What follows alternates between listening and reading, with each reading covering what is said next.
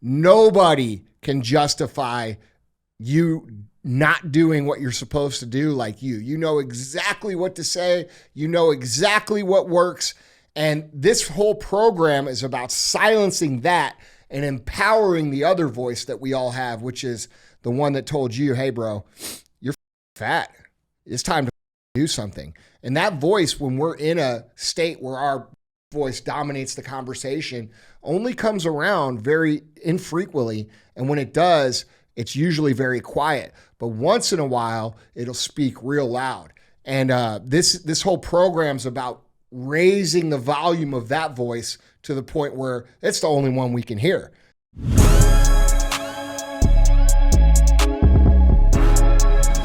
What is up, guys? It's Andy Frisella, and this is the show for the realists saying goodbye to the lies, the fakeness, and delusions of modern society. And welcome to reality. Guys, today we have 75 hard verses. But before we get to that, I'd like to remind you that we have shows within the show, okay? We got Q&AF. That's where you submit the questions and we give the answers. You can submit your questions for that show a couple different ways. The first way is... Oh, okay. You're here, aren't you? How do we do it? Guys, you can submit those questions, emailing them in to askandy@andyfrisella.com. All right, now you can do whatever else you want. All right, or you can drop your question in the comments, and we'll pick some from there as well on the Q&AF episodes. Other times you tune in, we got CTI. CTI stands for Cruise the Internet. This is where we put topics on the screen. We talk about what's going on. We speculate on what's true, on what's not true, and then we talk about how we, the people, have to solve these problems going on in society. Other times we have Real Talk. Real Talk is just 5 to 20 minutes of me giving you some real talk. And then other times we have 75 hard verses. That's today. So you're going to find out what that's all about. Now, if you're unfamiliar with 75 Hard, it is the world's most recognized and famous mental transformation program. It is free. It is the initial phase of the Live Hard program. You can get it for free on the audio feed at episode 208. It's not on YouTube. It's only on audio. So episode 208. There is a book on my website, the book on mental toughness. You can get that at andyfrisella.com. It covers the entire Live Hard program in and out, top to bottom, left to right, however you want to say it. It does it all. And then it has 10 chapters on mental toughness, why it's important, why you need to cultivate it, and how it's going to improve your life, along with some case studies. Book is not required, but if you're somebody that needs to know the ins and outs in detail, it's a great book, and I think you're going to like it a lot, especially at 10 chapters. We have a fee for the show. Fee for the show is share the show. All right. So if you like the show, if it makes you think, if it gives you something, if it changes your perspective, makes you laugh, please share the show. Don't be a hoe. Share the show. All right. Now you can go. All right. All right. I am here today with an amazing 75 hard story from my buddy, Jeffrey Jensen. What's happening, bro? What's up, man? How are you? Pumped to be here. Yeah, it's great to have you here, dude. Yeah. Was experiencing the entire First Form tour, and now I know why you walk through and film the back warehouse, because that was some crazy stuff. Like, yeah. Literally watching the boxes come down and, yeah. and people packing stuff was like super, super dope. You guys have done such an incredible job.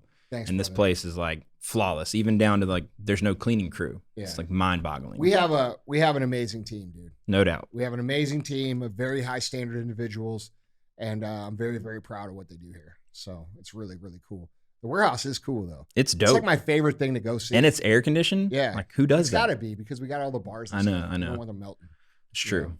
All right. So let's get into this, man. All right. You used to be pretty fat, right? No doubt. All right. What was your high weight? Highest on the scale was 352, but let's be honest, I was probably over 360. I just stopped weighing myself because I know what that's after you hit 352, you're kind of like, what's the point in weighing yourself? So, bro, I know what that's like, man. You don't even want to get on the scale. I got on the scale when I was big at 318, and then I was like, I'm about the same size, and I waited like 6 months to get back on, fucking 350, and I thought I was 318. So it sneaks up on you because you stop looking at it. It definitely does. Yeah. So tell us, where you're from, what you're about, what do you do, and how'd you get into the 75 Hard, and let's talk about how we got there, and then we'll talk about what it was about. Yeah. So from Myrtle Beach, South Carolina, born and raised there, and struggled with being overweight my entire life. Always thought I was like big boned. We all know that's not true. I was just fat. And it's crazy. In 2016, my wife Lauren and I had our first son. And that's kind of when I really hit that point of like, man, this is bad. Like she pushed, not labored, she actually pushed our son Levi for 3 hours. And when she was done, I was soaking wet with sweat. And I was like, that's a problem. Like she just pushed for 3 hours and I'm over here just like comforting her, and I have like man boob sweat all over my shirt. Yeah. And so that was kind of my first wake up call. And in 2017, my brother Jason and I, who are business partners, launched a meal prep company called 212 Meal Prep. And that kind of started my journey of like, hey, I've got to get my shit together. I've got to get on track. And I started losing weight. I started eating our food, going to the gym. But I never made the change on my mental side, right? I never focused on doing any mental work, changing my mindset. And so when COVID hit, our business got absolutely wrecked. We were losing like 12 to 15 grand a month. And I literally had lost probably like 80 pounds in the first few years of owning the business. And then I just like ate my feelings. I was super stressed out. We had so many conversations, like so many other businesses that got hosed during that time of like, hey, we're either gonna have to lay people off, we're either gonna have to close, we might have to file bankruptcy, all the things. And it was in March of 2021, right after my 33rd birthday, I ended up in the hospital. I was blacking out randomly. And my blood pressure was 180 over 120. And they're like, man, you're lucky you didn't stroke out and die. And ran all the tests, did all the things, and basically like, you're fat, like you just need to get in shape. And so I hired a trainer, started working out, started eating our food again. Now this is when? In March of 2021. Okay. And but I still lied to myself, right? So I would do good Monday through Thursday and then do bad on the weekend and rinse and repeat. And October of 2021, I was at an event promoting our company, and First Form showed up. And so started having some interaction with your guys, and literally life-changing moment. We were setting up our tent, and Sam Funderburg came over and he said, hey man, I really like your RST. And he was talking about my truck, and we hit it off. We started talking about cars, and the next thing you know, the next 12 hours we spent between our booth and y'all's booth. And I had some of the most amazing interactions with some really cool guys. And him and Chaz really left an impact on me that day. Oh, you got to meet Chaz too. I did. I'm surprised you could see him. He's so little. I know. But you know, but it's crazy because I'd heard of you before. I'd listened to MFCEO Project, but I'd never listened to Real AF. And so we're having a conversation. I'm back to being like 350. Now I'm promoting our meal prep company. So like I'm a fat dude trying to sell healthy meals. Like I could help you get in shape. And he's Dude, like, I know what that's he's like, like, you should hear Andy's story. And I'm like, what's his story? So he starts sharing with me your story and talking about 75 Hard. And so on the drive home, we had a 3.5 hour drive home. We started listening to Real AF. And in 2020, went down the rabbit hole of some conspiracy theories. And so listening to Real AF, Allegedly. I was like, yeah. They've turned out to, I'm just saying. Yeah. If you know Andy Damas. that's right. Got if you've it been right. listening, you know what's going on. But I started listening to your show and I was like, dude, this guy gets it. Like, this is it. And so fell in love, obviously, with the podcast. And a couple of days later, I was sitting in my office and I had a conversation with my personal trainer. I was like, I think I want to do 75 Hard. And he was like, and I love him. He was a great guy. But he's like, oh, that might be a little much. Like, maybe let's just focus on doing what we're kind of doing now and like, you know, getting more consistent.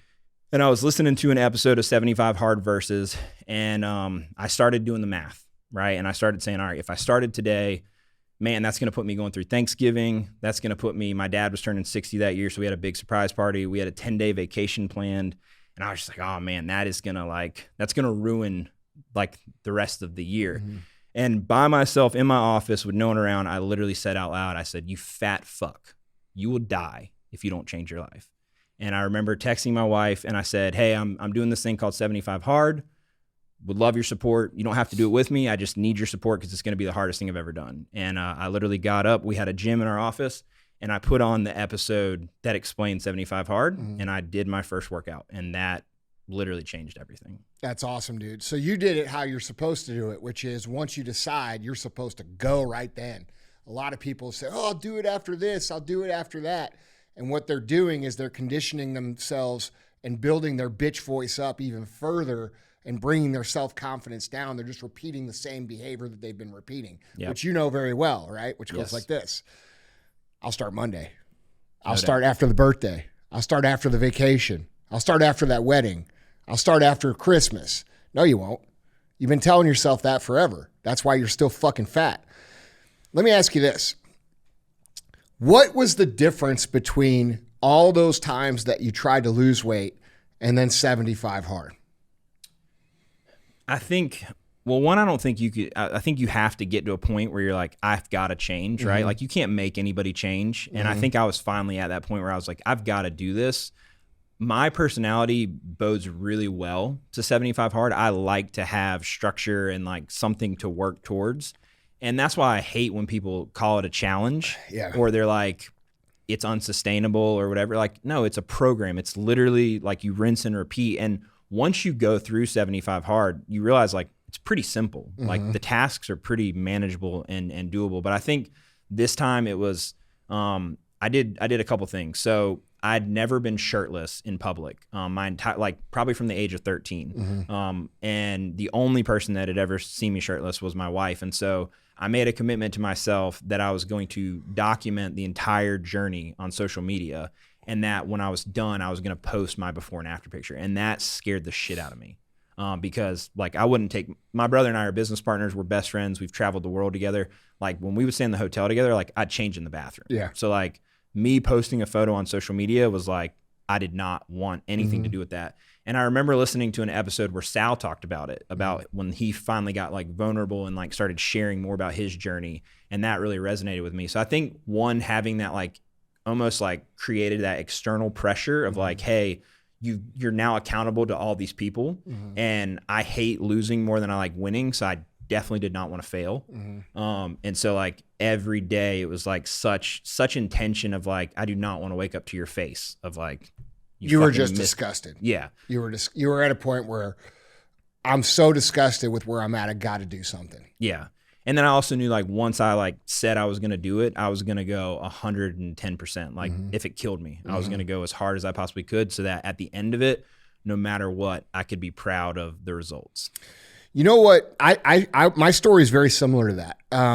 I struggled with my weight my whole life. I went up and down, up and down, up and down. I went from being in great shape to being extremely overweight 5 or 6 times up until the point of 2015, the end of 15, the beginning of 16, where I was like, fuck, I'm fucking done with this, bro. And I knew our company wouldn't grow any further if I continued to operate like that. And I was letting my team down. And what really changed for me, I was able to pull off 100 pounds before 75 hard ever became a thing. And then I started putting it back on. You know, I went from back up from 250 to 270, and then it got to like 278. And I'm like, bro, I'm not getting over 280 again. And because I knew that would be 300 and then it would be the same thing. And, you know, one of the things, and I'm curious to hear what you think, but one of the things that really made a big difference for me struggling like that was when I realized what the fundamental issue was. The fundamental issue wasn't I didn't know what to do. It wasn't that I was necessarily too lazy to do it, but my ability to stick to things, to adhere to things was the problem. And I recognized that that was a problem in all areas of my life. I couldn't finish. I could just start. And I would get 5, 6, 10, 2 weeks, 3 weeks in, and then I'm like, oh, I'm doing good. And then I would reward myself with the same behavior that I was trying to get away from. And I'm curious to hear your thoughts on the difference between thinking of it as I got to lose weight rather than thinking of it as I've got to look at this as a mental transformation that I need to make so that I can adhere to the things that I want to do in my life. What do you think about that? That is like 1,000%. Because it switched it for me, dude. It made it real easy. Like when I started fucking telling myself, bro, you're mentally weak. Like this is not about being fat, bro. This is about you can't control this beer that sits in front of you. Yes. You can't control this pizza. How the fuck are you going to build a company? How are you going to be successful? And at that time I had built a company, but I hadn't, it's not like it now, you know what I'm saying? And that pissed me off. Like that fucking bothered me. Like, bro, I'm losing to a fucking pizza. Yeah. You know what I'm saying? What do you think on that? No, it's the inability to keep promises to yourself. It's like, I mean, that sums it up right there. And that was always my thing. Like, I had lost like 80 or 90 pounds, and we did it. We had a family cruise. So like, we did a weight loss challenge, and like, oh, we're going to get in great shape for this cruise. And then I went on the cruise and I ate like a shithead. Like, I literally just went back to my old habits, drinking, eating, put on the weight again, and then like couldn't get it off. So this 75 hard to me, it's people say it takes 21 days to form a habit. That's terrible. Like, yeah, it's bullshit. Not true. Yeah. I think 75 to 120 days, you actually can start to make real change. And that's what you learn with 75 hard is it's long enough that it causes you to have inconvenience, right? Mm-hmm. Like, we had weddings, we had vacations, we had parties. Like, we had so many different things that you go through while you're on 75 hard, and you just learn like, hey, the only way to get progress is to do something long enough and stop quitting, because like you said, it would be this cyclical cycle of, hey, do really, really good for even, let's call it 3 weeks, Mm-hmm. and just be like, oh, like either I lost some weight, so now I reward myself with pizza, or I'm not seeing progress, so fuck it. This is just too hard. I might as well just eat what I want to eat because I'm not seeing progress. And so that to me is what 75 hard teaches you. It's like every single day, it doesn't matter about what the end result is. It matters about every day doing the task and just completing it to the best of your ability. And to me, I just kept telling myself, like, you only have to do this for one more day. Like, all you got to do is do this today. Like, just get your tasks Yeah, and then done. you wake up in the morning like, I fucking did it. Right. And then you your feel confidence great. is up a little bit. Right. You don't ever wake up with regret. Right. And that's why, like, every day you wake up and you just build momentum. And then once that momentum kicks in, so I read 75 hard while I was doing 75 hard, and it was crazy because like the way you described the different days, like I remember getting to the end and being in that God mode where you're just like, dude, I can do anything. Yeah. Like, literally, I'm unstoppable. Yeah. And it's funny, my journey ended on our 10-day vacation. Like, my last 10 days, we were on vacation. And like, I remember just like I packed a bench and dumbbells and like a vest, and like we were snowboarding, and people were like, oh, did you count snowboarding as a workout? I was like, no, that's not a workout. Like, that's fun. Like, a workout is 45 minutes of intentional working out. That's right. Like, not something you would do for fun. Right. Not mowing the grass. Yeah. Not playing golf. Right. It's a fucking dedicated workout, bro. And that was another thing I learned. Like, and obviously, like, going through the journey and having the podcast as something I listened to, like, I literally would listen to Real AF pretty much on all my outdoor workouts, and having these other episodes of 75 Hard Versus really made a huge impact because I listened to Will's episode, and I remember I had a day where I worked out and I was probably at like 42 minutes, and someone showed up to my office and I had to help them. And I went back, it was like 15 minutes that I helped them, and I went back and I finished my workout. And then I was listening to that podcast in my outdoor workout, and I was like, fuck.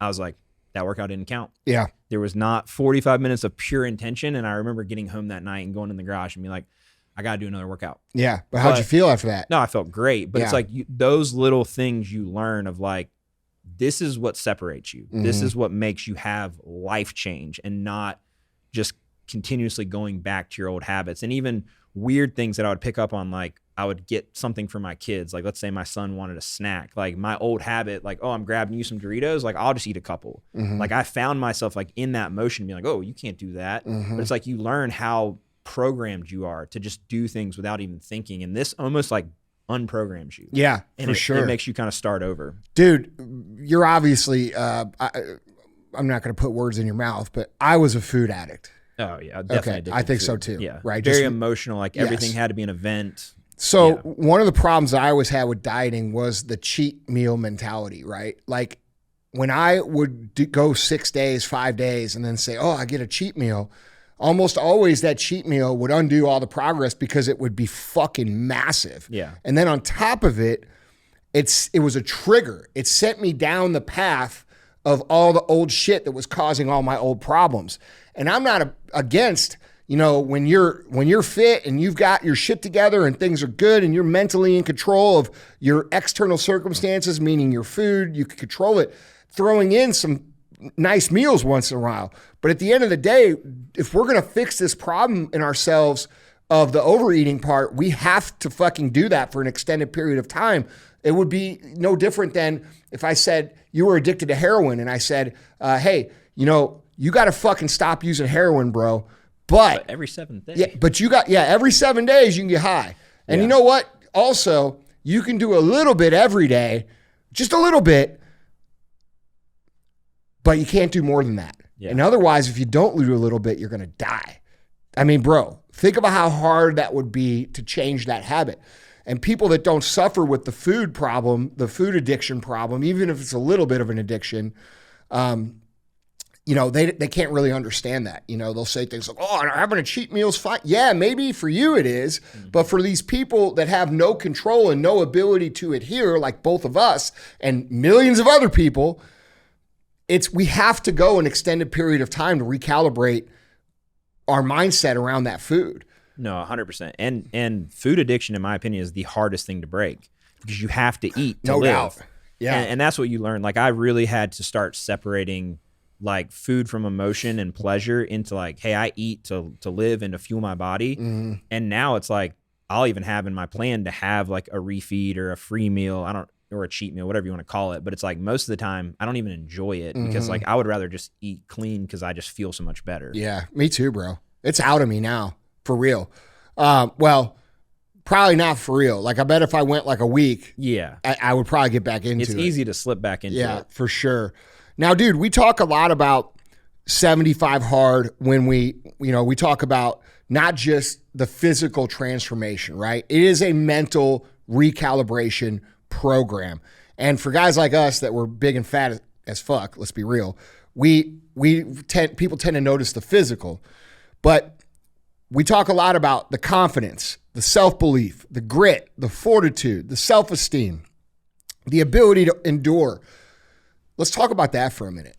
How were you before 75 hard in those areas? It sounds like you struggle with your confidence, especially when it came to your body. You were ashamed of it, things like that. Yeah, I definitely had a confidence issue 100% in my body. I feel like as someone who's kind of always been an entrepreneur and always like I've had confidence in other areas. Yeah. But physically that was something that like 1000% I lacked. Like I did the fat guy, like you pull on your shirt all the time, man. like trying to get it off of your man boobs, like that kind of stuff.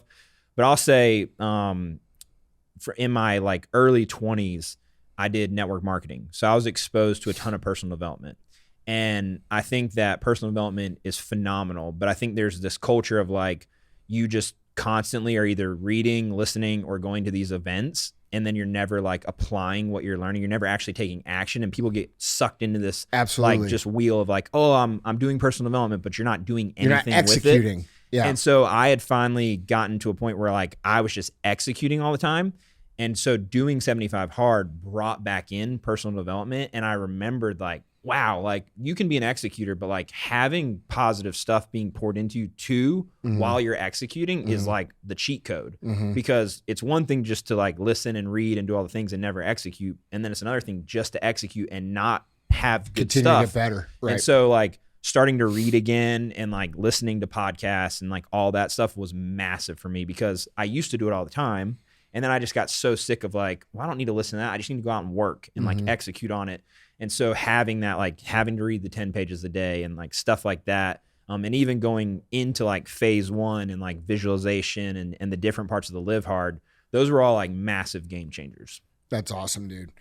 I firmly believe that most people know exactly what they want out of their life. They say they don't, but they do know. And I think a lot of people do exactly what you said. They become what I call success zombies. They will read, they will listen, they will go to seminars, they will hire some sort of mentor, they will do all these things, and they will continue to do those things because they're afraid of actually taking action. And I think one of the great things about 75 Hard is that it forces you into action. And by the time you're done with it, you're ready for more action. And so I've heard from a lot of people that it's been a big catalyst in other areas of their life, not just their fitness and not just their business, but also their relationships, their friendships, their ability to be more effective with their time. What's your thoughts on that kind of stuff? I mean, no doubt. I don't know how deep into the story you want to get, but I want to hear it. It literally changed the trajectory of our life. I want to hear it, bro. That's why you're here. Yeah. So, I mean, Yeah. it's like I finished 75 Hard, which was amazing. And I had a good transformation. And I honestly, You had an amazing transformation. yeah. But I finished it, and I literally remember waking up day 76 just being extremely afraid. Like, I'm going to fucking lose it. And I remember like Lauren was like, hey, what do you want? Like, do you want to have like a meal or anything? I was like, no, I don't want anything. Like, I want to go do my first workout. That's how you know you did it right. And I went out and I remember filming like, surprise motherfuckers, like workout number 1, like here we go. And I ended up, it was like Christmas time. I think I took like 2 weeks off and like still did my stuff, but before I jumped into phase 1. And then I jumped into phase 1, and honestly, phase 1 was like another just like whole new level, because where we live, it doesn't get extremely cold, but January and February, which is kind of like where I split phase 1, the water was temping out at like 43 degrees from the shower. And I remember waking up every morning with just such anxiety of like, I've got to go get in the shower. And I didn't do like turn it hot and take a shower. Like, I was just more like, let's just make it cold and just go head first. And I remember the first time I was like, it feels like I'm getting hit with an aluminum baseball bat. Yeah. And I would make like all these crazy noises, and she'd be like, are you all right? And I would do my visualization. Like, I would start that process in the shower. Oh, bro, you didn't do it then. You failed. Huh? There's no way you could fucking visualize when you're feeling like that. You just visualize, get the fuck out of the shower. I would do that, and then I would do like stretching and stuff and do more visualization. But I remember like being in the shower. Bro, I'm teasing. No, teasing. I know. Yeah. I know. I remember being like in the cold showers and like honestly visualizing this moment, being like, hey, like one day I'll get to share this story with you and be on the podcast. But it's crazy because I did live hard. And through that process, I was probably in the middle of phase 1. So I'd already completed 75 hard. I was in the middle of phase 1.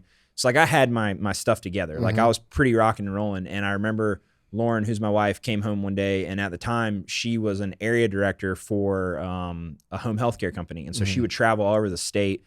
And you're going into people's houses. She had her concealed weapons permit, so she would carry with her because I wanted her to be safe. And she came home one day and she sat me down. She said, "Hey, I got to tell you something, but I don't want you to like freak out. Like, I don't want you to check me into a mental hospital or whatever." She's like, "I love you. I love our kids. I love our life." She's like, "But I'm suicidal." And she's like, "I'm really struggling with like intrusive thoughts and like all this stuff." And like, if I hadn't had my shit together, like, I don't know what that conversation would have looked like, but it was, I won't say it was easy for me, but like, I was like, look, you need to go to the gym. You need to work out. You need to clean up your diet. Like, first of all, give me your gun. Like, we're going to put that away. And then we're going to do things together to help you get through this. And so like, just that alone was like a whole life-changing moment for us. And that really like helped her get out of a season of like just craziness and darkness. And so we worked through that. And then, went into phase 2. And I know you talk about phase 2 is always hard because you have that break, and it is. It's like phase 2 feels like it's 100 days long. Yeah. Even though it's only 30. And you're like, man, I just finished phase 1 and there were so many extra tasks. But you get into phase 2 and you're just like, why does this feel like it's just taking forever? Even though it's the regular 75 hard work days. Yeah. No, that you've already done. And you for cruise through. Yeah. It is wild. And obviously losing 160 pounds, like I had a lot of loose skin. And so it's crazy. I had a consultation for skin removal. And when we planned the surgery out, the date that they had available was July 25th. And I did the math for the recovery time. And the clearance day was day 1 of phase 3. Oh, and I told my surgeon, I said, look, dude, I need to know, like, is this 100%? Like, this is enough time to recover because I cannot miss this day. And it's crazy. I had the skin removal surgery, and I can remember like day 1 of phase 3, like I got the clearance to work out, and I was just like, all right, let's go. And so we did phase 3, and that was a wild experience because it was still like COVID was kind of over, but it wasn't. Like, some people were still wearing masks. And so like, I love talking to people, like never met a stranger. I don't have a problem carrying a conversation, but having a conversation with a stranger when no one wants to talk to you. When everybody's terrified. It is. And like, I don't want to be like I was so next level on everything, but I feel like I was. Like, I just like, if we had started a conversation and it didn't turn into a conversation, I was like, that doesn't count. But like, I had to like go the extra mile. So like, having conversations with people she'd be like, what was the hardest part of your day? I was like, the conversation. Like, it would give me anxiety. So I would try and like knock it out. But all of the things in the entire program, it's such a genius program. Like, it literally just changes everything. And the amount of discipline that you receive from it is just, it's something like I've never experienced. And like, I tell people now, we coach people, and I'm like, do 75 hard. Like, it'll absolutely change everything that you do. And that kind of led me into bodybuilding and going into bodybuilding prep. And if I would have never done 75 hard, there's no way I would have made it through. Yeah. And you've actually had some really cool accomplishments with that too. Yeah. Tell us about that. Yeah, so I started prepping in 2023 for summer shredding, which is kind of like a new league from. Now that's Christian Christian Guzman's. Guzman, yep. Yeah. So guy that owns Alphalete. So he created summer shredding, and the one thing I love about summer shredding is there's a massive focus on transformation, and that's another thing I love about. I like what they're doing with that. Yeah, because it's giving regular people a chance to compete. No doubt. I think it's great. And that's what I love about First Form and 75 Hard is it's not this focus on like the elite athletes, right? It's like the everyday person. You can become an elite athlete, but for sure. But we all start somewhere. Right. And so that's what I love about it is there's a massive focus on transformation of like, hey, not everyone might aspire to be a bodybuilder, but everyone wants to be the best version of themselves. That's right. And so they announced that they were doing like a full season. So there are going to be multiple shows in multiple cities. And I decided I was going to prep for a show, and then they announced the cities. And so there was one in Tampa, which is like a probably 8-hour drive for us. And I was like, you know what? I was already doing a show the week after. So I was like, let's just go to Tampa and see what happens. And so we went to Tampa, and I did my first prep, and it was like one of the hardest things I've ever done. And if I hadn't have done 75 hard, there's no shot I would have made it, because 75 hard, while it is very, very difficult, especially for someone who starts out at 360, you can choose your diet, right? So like you don't have to be in this extreme calorie deficit. Like you could eat at maintenance, or you could, eat in a slight deficit. Well, bodybuilding is just a whole different world. Like you're basically starving yourself at some point. And so getting through that, if I hadn't developed mental toughness, there's no shot that it would have happened. But on the way down, Lauren made a joke or a bet. She's like, hey, if you win, I'll compete the day before the championship, because if you win, you qualify for their championship. And she's like, I'll do bikini. And so I'm one, I hate losing. So we go down to Tampa, and I win, and I walk off the stage, and I just hand her the trophy. I said, you're up. And, that's awesome. And so we got to prep as a couple, which was a very unique experience with 2 kids and a business and all that. But that made us closer than we've ever been, really like heightened our relationship even more. We've been together for 18 years, been married for almost 12. And going through that together, and like the dark times of like just pushing yourself to do things like you say, just do something hard every day. And doing that together was so cool. And then to go to Houston, like we told our kids every single day, like, hey, mommy and daddy got to go do cardio. Like we have to go do these things, but it's okay, because like I'm going to win. Like I'm going to bring home the trophy, and like you're going to stand on stage with me. And so like painting that picture for them was such a cool thing. And when we were leaving for Texas, I had this moment of like, shit, like what if I don't win? Like I've literally like painted this whole picture of like, hey, we're going to go and bring the trophy home, and like you're going to get to stand on stage. And I can remember competing in the championship, and I won transformation, which was crazy in itself, because there was a lot of really good competition. There was, thousands of people who competed all year. And so that was like a really cool moment. But then you go into the finals, and they're going to crown the overall champion. And so it's me, the guy who won men's physique, the guy who won classic, the guy who won open bodybuilding. And the 4 of us have to go against each other. And I'm like the transformation guy. So I'm like, I'm not the craziest physique, but it's not necessarily all based on physique. It's based on your story, how you can impact the fitness community and all that stuff. And long story short, I ended up winning, and my kids were in bodybuilding suits, and they like bum rushed the stage. That's awesome. We have these photos of them flexing with me with the trophy, and Lauren's on stage, and it's just such a full circle moment of like, they'll remember that forever. No doubt. But it's like, man, 3 years ago, I was fat as fuck. Yeah. Like I was literally 360 pounds, and now I'm like, yeah, you won't even look at yourself in the mirror, bro. Yeah. Now you're winning contests. No doubt. And so it's just been such a wild thing, but it literally started with the decision to do 75 hard. Yeah. And that changed everything. Yeah, man. That's fucking awesome, dude. Yeah. That is awesome. So let's talk a little bit about your experience through the program, because like you said, I think it's pretty accurately described in the book, the phases. When I first did it the first time, bro, it was like the first 25 days were brutal. What was it like for you? Well, I know this. It was pure force the first 25 days. Yeah. So I made the mistake of like when I first started my outdoor workouts, I was like, all right, I got to sprint. I got to do like all these crazy things. Yeah. And it's funny because day 1 on my outdoor workout, it started raining.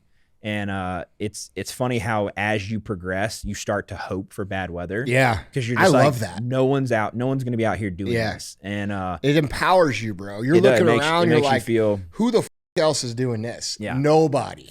Yeah. But I remember on like day 6, we were camping and we're at a campground. And so, you know, when you have 2 kids and a business and a wife, like Lauren was super supportive, but there's also like a lot of sacrifice that goes into that of like, hey, I got to get 2 workouts in and now it's the weekend and we're camping. So I remember waking up like extra early because I wanted to knock out my outdoor workout before they woke up. And I remember I was wearing a weighted vest. It was raining and I was like jogging. And I remember just crying and just being like, why am I doing like this is miserable. Like my feet had blisters. Like I was in so much pain because I was still like 300 and something pounds. So like trying to run with a 40-pound vest on is not. You were just trying to tackle it a little too much. Yeah. Well, I went real hard out the gate. But yeah, I just remember like the first 20 days are definitely like brutal. Yeah. Bro, my feet got fucked up too. My feet were the worst part. And then because they got so fucked up the first 20 days, they didn't heal. So like for my first 75 hard, and then I skipped 1 day and I went straight into phase 1. So for that whole 106 days, bro, my feet were fucked. No, I believe it. Yeah.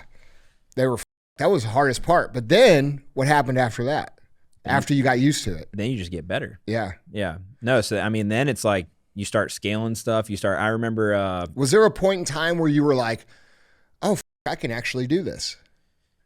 Yeah, I think I can't remember what day it was, but I was probably like in the 40s. And I remember you guys were doing the Chad 1000 at HQ, and I hadn't done my outdoor workout yet. And I was like, I'm going to do it. And so we had a box at the office. I pulled it out back. I put on my weighted vest, and it took me like 2 hours and 15 minutes to complete 1,000 weighted step ups. And it was probably the worst thing I've ever done. But I remember finishing it and just being like, holy fuck, like I did that. Like, I did it and I didn't die. Yeah. And so, yeah. And now you have the confidence that, bro, if you had to do anything, really, you could do it. Yeah. That's what Goggins talks about a lot. You know, you read Goggins' books? Yeah. Yeah, bro. He's such a fucking... Can't Hurt Me was book number 2. Yeah. And that wrecked me because it's like his childhood. Yeah. Reading that, and I read Iron Cowboy. Yeah. Both of those in 75 Hard. And it's just like, it makes 75 Hard laughable. Yeah. You're just like, yeah, I'm complaining about sore feet, and you got James Lawrence running 50 Ironman. And yeah, but bro, remember, like before that, like, dude, it would be, look, I would look for any excuse to justify me not doing what I was supposed to do, whether it be the food, whether it be the workouts. Bro, if it were raining, I was like, it's raining. I'm not, I'd do it tomorrow. No big deal. Every time. Now, both of us are to the point where like, all right, it's hailing. Let's do it. Yeah. You know, like that's quite the change. You know what I'm saying? And because like Goggins talks about, you know, we put that in our memory bank. He calls it the cookie jar. But we put that in the cookie jar for the things that we've already accomplished. And then when things get tough again, we get to say, this ain't shit. I already did this and this and this.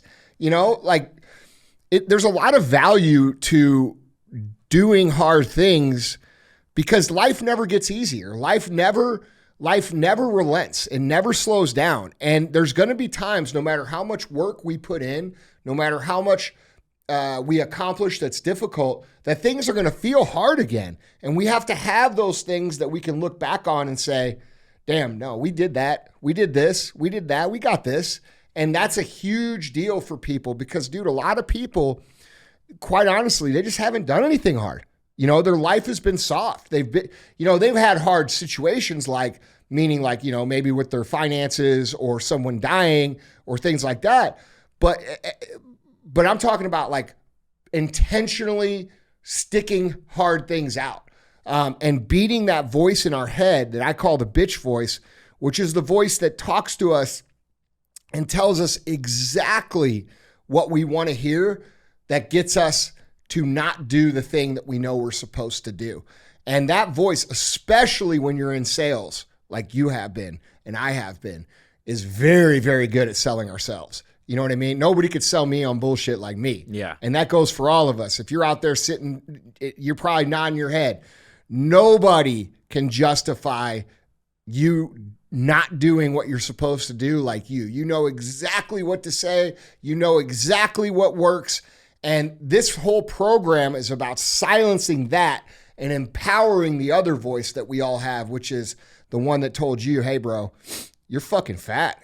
It's time to do something. And that voice, when we're in a state where our bitch voice dominates the conversation, only comes around very infrequently. And when it does, it's usually very quiet. But once in a while, it'll speak real loud. And this whole program's about raising the volume of that voice to the point where it's the only one we can hear. And that's one of the things that's done for me. You know, living the live hard lifestyle. We talked about this in the gym a little bit. It's completely changed my entire life. And, you know, people say it's not sustainable. No, it is sustainable. It's designed to be sustainable because it's designed to be completed once per year. You dedicate less than 50% of your year to going as hard as possible. And the rest of the year, you get to live your life comfortable with yourself, confident with yourself, productive, fit, feeling good, having the ability to push through the hard things. It's a good trade. And just like taking a shower every day, discipline is a skill that washes off if we don't exercise it. It's a perishable skill. It's like playing the guitar. It's like shooting a pistol. If we don't do that consistently, we lose the ability to do it. And, you know, the living that lifestyle, dude, I mean, it's been 8 years now and I haven't put the weight back on. You know, in fact, I've continued to get better and better and better and mentally better and better and better and sharper. I'm curious to hear how this, if at all, affected the way you guys are doing business. It definitely changed business because one, I think being in a health fitness industry, like doing meal prep, everyone's watching you, whether you think they are or not. And especially when you're trying to help other people get in shape. I think me being the ultimate billboard for what our company did, because through 75 Hard, my diet was like, hey, I ate our food because I wanted to show that it worked. It was healthy food. And so having that, but then also having the confidence. And I like to tell this to people all the time. Confidence doesn't come from getting to the end result. Confidence comes from keeping the promises that you say you're going to do. And even when I was still on my journey, which I'm still on a journey, I'm still trying to get better every day. But even as I was losing weight and I was still severely overweight, my confidence went through the roof because guess what? Today I was perfect. And I woke up tomorrow and I was going to be perfect again. And so I could confidently go out there and tell you like, hey, I can help you because I know what to do. And I might not have the results that I want yet, but I know I'm going to get there. And so like I would say it changed a lot about our business. I would say it helped grow tremendously. And it made me a lot better as a business partner, as a husband. Like I just became way more efficient because you realize how much time you waste, how much you procrastinate things, how much time you just spend on your phone. Like, and then all of a sudden you do 75 Hard, you do live hard. And you're like, how did I get all that done? And I got my work done and I still have time to do what you were doing. Yeah. Yeah. So dude, that's one of the things that's really like a paradox for people. They look at it and they're like, I don't have the time for this. You get 30 days in, you're like, whoa, I didn't realize I had this much time. And then the other thing that happened to me, dude, was I got very intolerant of people wasting my time. Yeah. I fucking couldn't stand, I still can't stand that. You know, dumb conversations, small talk, just things that were, you know, fucking useless in my life. I cut them all out. Yeah. I have a guy that I'm coaching right now and he's on day 58. He's in the dog days. And the other day he texted me, he's like, man, I don't know what's going on, but like, I'm real irritable. Like everyone's pissing me off. Like this is all happening. I was like, bro, let me call you real fast. I was like, let me tell you what's happening. You are leveling up and people around you are not, and it is wrecking you. Yeah. And so we just like walked through and he's like, that's exactly how I feel. And I was it's like, annoying as fuck. Because every day you're getting better. Yeah. And the people, you're wondering why people around you aren't getting any better. Yeah. So yeah, I definitely. Yeah. You start to, and this is going to sound fucked up to people, but it's the truth. You start to look around and you're like, dude, you're pathetic, bro. Like you're not even trying. Like and it's not because you despise them or anything. It's because you fucking care about them. You're like, brother, you are wasting your life. And it's like, and once you start to get in that zone, especially when you get in the rhythm, 30, 40, 50, you get in those 50s, it gets a little tough, but only because it's so monotonous. Yeah. You know what I mean? But you start looking at people, you're like, fuck, dude, this isn't that hard. And you could totally change your life, but you're just choosing to coast, and it gets annoying, dude. Yeah. Well, it's hard for me to be around people that aren't trying to get better now. Like it's like real talk. And it sounds elitist. It sounds messed up. But I don't care if you're 500 pounds, bro. I don't care if you're 800 pounds. I don't give a fuck. But if you got rubber bands and you're fucking doing the arms and you're making an effort, I respect that. Yeah. I don't care what someone's physique is as long as they're after it, bro. You know what I mean? Well, it's like you have empathy because you've been there, but then you also know like, well, you have the ability to change. And I think that's the biggest thing is like being overweight my whole life. Like it was just all excuses. Yeah. And like you said with like, wow, I can't believe this beer has that much control over me. It's like, how dumb do you feel that the food has that much control? Yeah. Like you're like a baby, bro. That's like a baby. You can't control what goes in your mouth. Yeah. That means you are a fucking baby. Like really think about that. If you lack the control to not do something, meaning this is how easy it is and also how hard it is. All I have to do is not put that shit in my mouth. That's all I have to do. And I couldn't do that. And because I couldn't do that, it was wrecking my life. I was 350 pounds. I was miserable. I wouldn't look at myself in the mirror. I was embarrassed. I wore the same outfit every day. I wouldn't go to pool parties. I wouldn't go to the beach. I didn't like getting dressed up because my suits never fit. All I wanted to do was stay home and wear workout clothes and fucking basically avoid everything other than what I had to do at work. And dude, now I'm the complete opposite. Now I do stay home still, but I feel proud. When I walk in a room now, I feel proud. But the problem for me that I struggle with, brother, is like, and you might struggle with this with coaching, but I definitely do, is like the solution. The reason diet culture is so fucked up is because it does not address the core problem. The core problem is that you do not have the discipline to adhere to the program, meaning you know what you have to do, but because you know, and dude, people will, I did this and you probably did this too. I tried keto. I tried this. I tried that. I tried cycling my carbs. I tried this. I tried doing this thing. I tried all this over here. I tried everything looking for the solution, not realizing that the solution was the way that my mental was framed. Like, bro, this is not a physical thing. This is a mental thing. 100%. And when you fix the mental thing, the physical thing automatically comes around. And when I had that realization, dude, it fucking changed everything for me because I do have an ego about being weak. I don't want to be weak. Yeah. Even when I was fat, I was strong as fuck. And I always justified my identity. I'm like, yeah, I'm fat, but I can lift more than all 5 of those guys put together, right? So that was my way to justify it. But dude, that wasn't real shit. That was fake shit. You know what I'm saying? And if I could, I just wish like, if I could like grab someone by the ears, like when you really got to tell someone, like when we played football, your coach would grab you by the ear holes and look you in the face.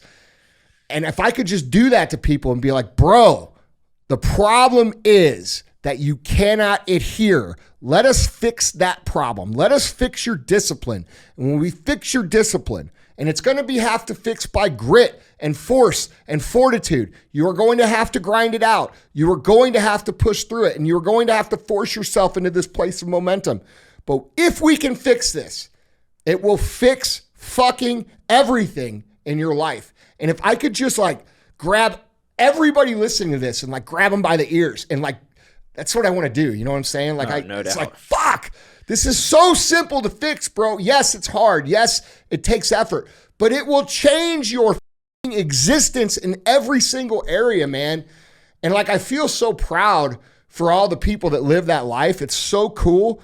But dude, this like legit, like I'm not saying it's the cure for everything, but fuck, dude, it fixes a lot of shit. We were talking the other day, and I was like, hey, if everybody did 75 hard, the world would be a better place. That's what I'm saying, bro. No doubt. That's what I'm saying. And like, think about phase 3. Think if people went through Oh, phase yeah. 3 and they got Random act of comfortable. kindness. Yes, and doing the all random things. act of kindness, doing the talking to the strangers, being more nice, being more kind, being more social, like being confident in themselves, not taking things so personally, being empathetic, pulling people up, helping people out, pushing people to be better. What if we lived in an entire world like that? I mean, that's my hope. That's what I want to create. And I know that's a huge undertaking, but we got a pretty good start. You know what I'm saying? Everybody's start. Yeah, everybody's paddling. It's nice.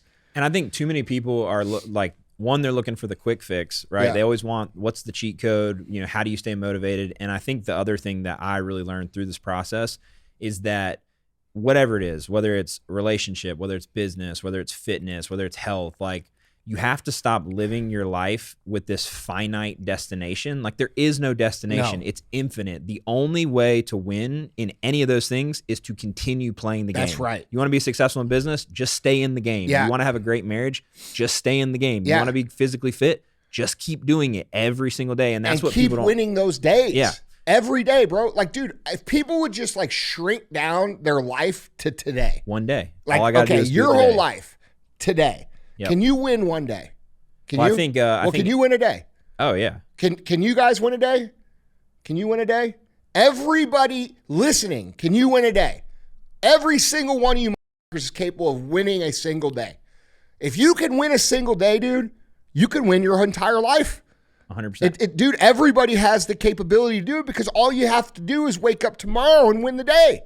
It's very simple. And because people see it as this huge thing, time sneaks up on them, and before they know it, they don't have any left. Yeah. You know what I mean? It's Well, I every think, day. Ed Milet talks about it with his dad. You know, like he used to ask his dad, like, hey, are you going to stay sober? And he's like, I don't know, but I'm going to stay sober today. Yeah. And it's like, if you just live that life, because a year's going to go by so fast. Yeah. And yeah, when you're 360, it's like eating an elephant, right? There's so much to that journey. And even I look back on the last 3 years and I'm like, holy shit, like I can't believe, like I've been through 3 skin removal surgeries. Like I've done 75 hard, I've done live hard, I've competed in 3 bodybuilding shows. Like, but it's like the time went by no matter what. That's right. Like it was going right, to happen. I could have just stayed fat That's for the last right. 3 years. The time is going to go by no matter what. Yeah. And if you just focus on today, who you will be 75 days from now, a year from now, 3 years from now, will be the motherfucker you want to be. You will be that. And I've never And met it goes by quick, doesn't it? so like 3 years went by like that. Yeah. And I've never met anybody that did 75 hard the correct way. Yeah. That didn't completely change their life. Yeah. I haven't either. It's because it's impossible. It's impossible to do it the right way and then look at it and say, oh, that didn't work. Yeah. That's f***ing bullshit. Okay. If you do it the right way, it will change everything because it changes that one thing. It changes your ability to say, I'm in control of that beer. Fuck that beer. I'm in control of that pizza. That pizza. I'm getting up and working out because I'm a fucking killer. So what it's raining? I don't give a shit. So what it's snowing? I don't give a shit. Other people might give a shit, but I don't. And it raises our personal standard for ourselves and gives us the skills and the confidence and the ability to do anything. Think if you had the ability, like think about this, bro. Think you're 36. Think when you were 20 years old, okay? Now, if I could take you at 20 years old and I could install inside of you, and for any of you listening, this is you too. At 20 years old, I could install inside of you the ability to do everything that you've said you were going to do from the time you were 20 to now. And you were able to actually do it. You had the ability to follow through and do the thing. What would your life look like today? I'd probably have your garage. That's what I'm saying. No, that's what I'm saying. No, you dude, it doesn't even take that long if that's how you live. Yeah. I didn't start living that way till I was like 36, dude. Till I was your age. There's hope. You see, dude, 100% there is. You're going to blow the up, dude. But the point is that if we're honest with ourselves and we're honest about why we aren't where we want to be, it's because we lack that ability. We lack the ability to follow through on what the fuck we say we're going to do. And if we can fix that, we fix anything. Yeah. No, I mean, we see it with clients all the time. It's just like, and now that we have several clients in 75 hard that are like past day 40, the mental change is like insanity. Dude, it's crazy how much happier people get too. they get happier. Like you can just see the confidence level. Yeah. Like just they're not where they want to be yet, but like they exude so much energy and confidence, and then like they're just putting so much positivity into them. And we talked about this too. Like I'm not hating on therapy because I think therapy is probably great for certain people, but there's a certain point where like all you're doing is just stewing the negativity. For like sure. if you would just put more positivity in your life and take action on it, Yeah. and stop worrying about like, oh, my situation sucks, you probably would have a different situation. For sure. Dude, listen, therapy in certain situations, 100% necessary. The way that it is in today's culture, it's way overblown and it's toxic and it's predatory because therapists keep people in this place of trying to focus on their problems 100% of the time to where it becomes people's identity. Their identity becomes healing and they never actually get to the place where they feel good. They're constantly consumed with anxiety. They're constantly consumed with depression. They're constantly consumed with, I'm not good enough. And guess what? If you just sit at home all day trying to fix all these problems that you have mentally and talking to your therapist all day, and that's all you spend your energy on, bro, you ain't getting any better. You're going to stay in this negative mindset forever. And they never progress onto getting on with their lives because their identity becomes victim. I have this, I have that, I have this, I have that, I have this problem. And when you start telling yourselves you are these things and you have these things, guess what happens? You do have them. Yep. And you can't get rid of them. And so we have to at some point say, I got to go. I got to go do these things. I got to rebuild my mindset. I've got to not be a victim. I've got to say, you know what? I've dealt with these things. They've been hard. They've been difficult. But you know what? That's life. And instead of me dwelling on them, what did I learn? Oh, I learned this and this and this. I learned that and that and that. And I could use that moving forward. And dude, I have very strong opinions that aren't very positive about the therapy industry. Not just from my own experience, but from hundreds and hundreds, probably thousands of people sharing that experience with me. And I think if you are someone who's been doing this for years and years and years, and you've made it your identity, you need to really think about this because the more you focus on your problems, the bigger they fucking get. They don't get better. They get bigger. Yeah. Should probably just do 75 hard. Yeah. Well, I mean, that's a good start. I mean, if you're going to therapy and they don't talk to you about building up your mindset, fixing problems through activity, discipline, and all these things, and they just tell you to take it easy, take a break. Bro, listen, the problem is you've been taking a fucking break your whole life. Yeah. That's really the problem. So if you don't have someone that's instructing you on how to improve your own life in your own way, and they're just telling you you need to get on these drugs or you need to, get in this group and fucking share your feelings all day, bro, that's not making you better, bro. It's not. You're going to have to make you better. It's all in our control. Yeah, and I remember too, like even in 75 hard, people would say like, man, don't you just like want to like have a cheat meal or do this or do that? And I was like, I literally did that for 33 years. Like literally every day, never did anything hard. So like, no, I just want to do the hard stuff. Yeah. And one thing I don't talk about enough, and this was even before 75 hard, but I went through like a really like, it wasn't a super long battle of anxiety, but I had some like really crazy crippling anxiety. And I used to always be the guy that's like, oh, anxiety is not really real. Like you could just get it together. But I went through this spout when I was having all these health problems that like I couldn't get out of bed. Like Lauren would have to drive me to work. And what fixed that was taking action and working out. And like I would start in the morning, I would wake up, I'd get on the spin bike and I would just like move my body. Yeah. And once I started doing that, it allowed me to calm myself down because I was like, all right, you're in control. You can get in shape, you can get healthy, and then putting that into 75 hard and the momentum, that was where everything changed. So I would say, I'm not an expert, but like if you're struggling with anxiety, like take action, move your body. Action like cures anxiety, dude, 100%. Sure. And I also think, dude, I've struggled with that too, with anxiety.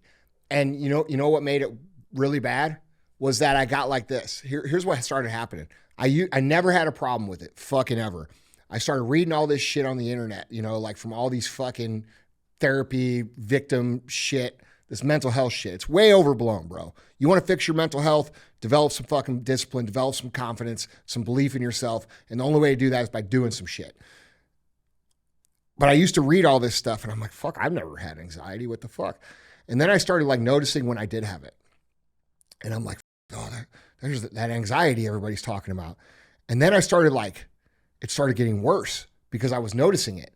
And then all of a sudden it like became this all encompassing thing where it was like legit crippling, like you're talking about, where I was actually having like physical symptoms, like my legs would shake. And I'm like, what the fuck, dude? Like, I'm a fucking killer. What is fucking going on? And what was going on, and the way I fixed it, dude, was that I was focusing on the anxiety and then thinking that I could get to a point where I had zero.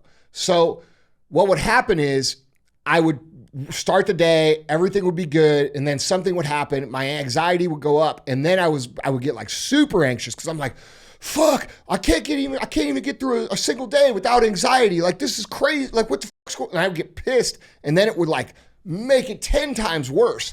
And dude, I see this with a lot of people. They think they can eliminate anxiety from their life completely. And then anytime, and this comes from what we were talking about a minute ago, they're focused on it so hard that anytime they feel it, now it starts to become a real thing because they're expecting that they can get through without any of it. And what you have to understand is these feelings of being down and these feelings of being anxious, those are natural part of the human experience. And they are trying to tell you something. They are not trying to, this isn't here to cripple you. This is here to signal you into some sort of action. And when we refuse to take action, guess what happens? The signals get stronger and they get stronger and they get stronger. And inherently, you know what the action that you need to take is. You're just denying the reality. And it's no different than the people we talked about who go to the success seminars and who buy the programs and who listen to the podcasts and who read the books, who never take action, right? So if we want to fix that problem,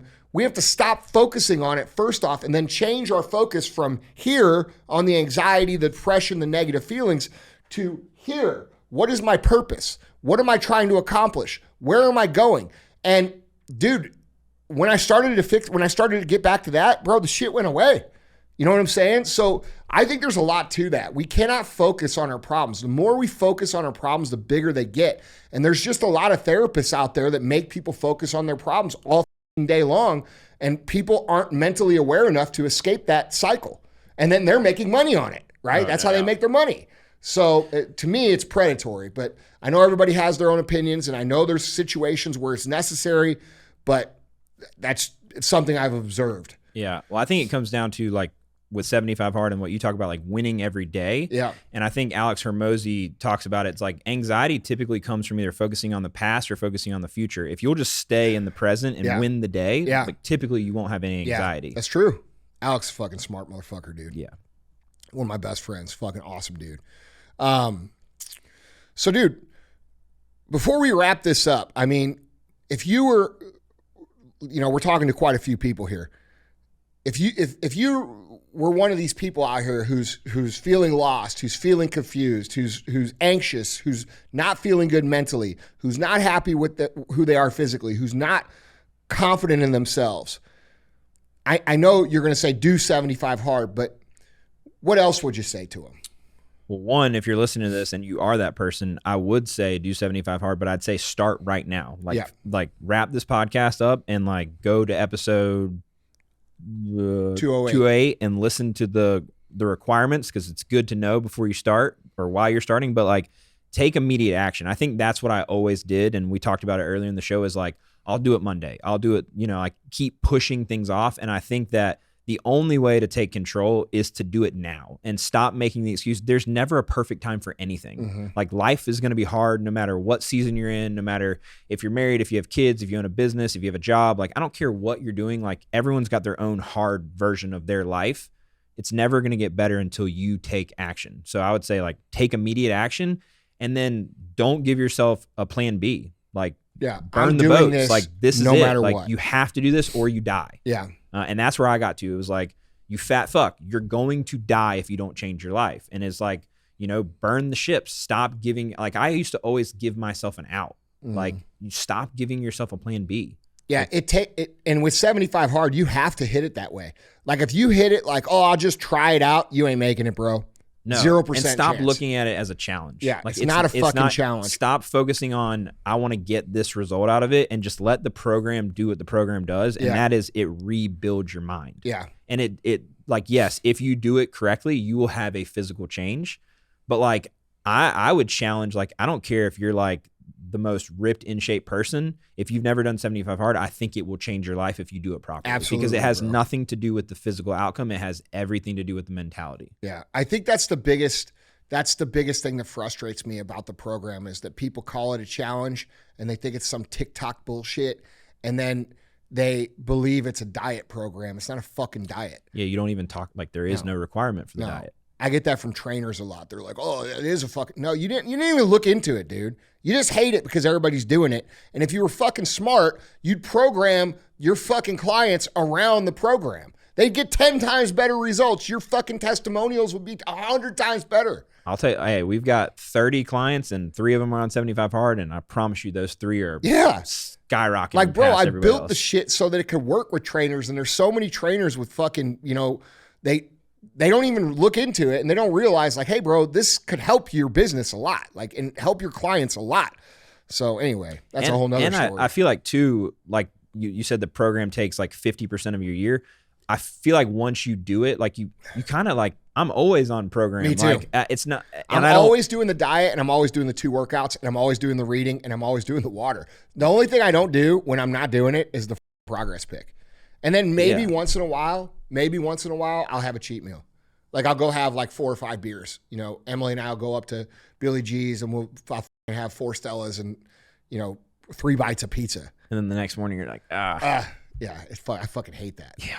Yeah, bro. That's another thing, dude. Once you get that shit out of your body, you realize how bad it is for you. Well, I think what you don't realize, like being out of shape and overweight your whole life, you just feel like living that way feels normal. Yeah. You don't know what feeling good feels like. Yeah. And then you start to feel good and you're just like, oh, I don't want to feel bad. And I think so many people in our society have just gotten into this cyclical cycle of feeling like shit. Yeah. They don't realize that they could feel really, really good. Yeah. And I think that was the biggest thing. And people joke because like Lauren and I, like we eat super basic. Even though we own a meal prep company and we make phenomenal, delicious, like tons of different options, because I do know that people need variety, but we're very like chicken, rice, avocado, like steak, rice, avocado. Like we're pretty basic. That's but good shit, though. I don't like to eat Yeah. any other way because I don't like how I feel when I eat the other way. Me too, bro. I like the basics too, man. I don't know.